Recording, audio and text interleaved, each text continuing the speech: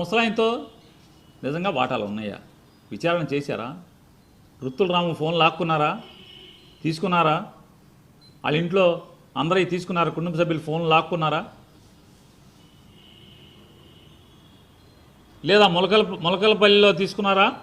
ఇబ్రహీంపట్నంలో తీసుకున్నారా ఫోన్లు? తీసుకురా. విచారణ ముగిచ్చేస్తారు ముద్దాయిల్ని. లోతుగా విచారణ చేయరా? బాగా లోతుగా. ఇది తప్పుడు కేసు కదా. అంటే ఈ సమాజానికి పట్టిన పీడ కదా ఇటువంటిది.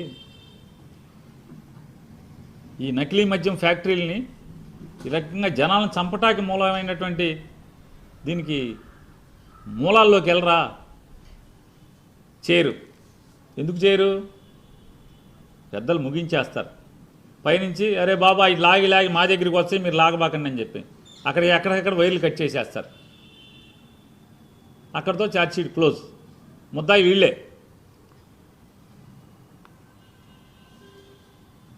ఇది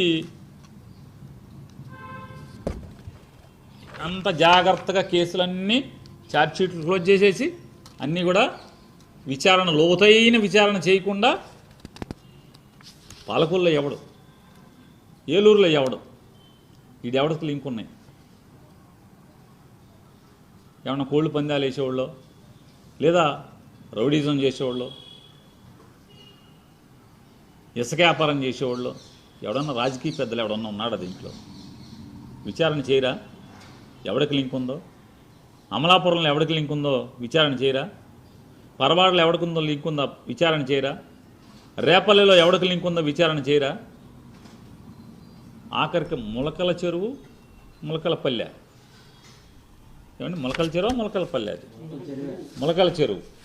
ములకల చెరువులో విచారణ చేయరా? లోతైంది. ఇబ్రహీంపట్నంలో చేయరు. చేయకపోగా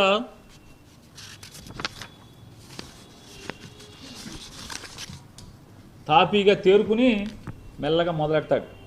మన సారా మంత్రి వస్తాడు బయటికి. సారా మంత్రి బయటకు వచ్చి ఆఫ్రికాలో పెద్దిరెడ్డికి ఫ్యాక్టరీలు ఉన్నాయి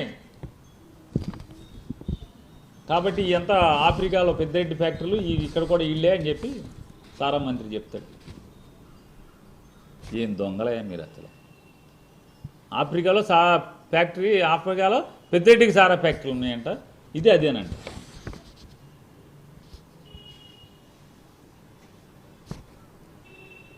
తేలిగుట్టిన దొంగల్లాగా మూసుకుని విచారణ మరి లాగపేరు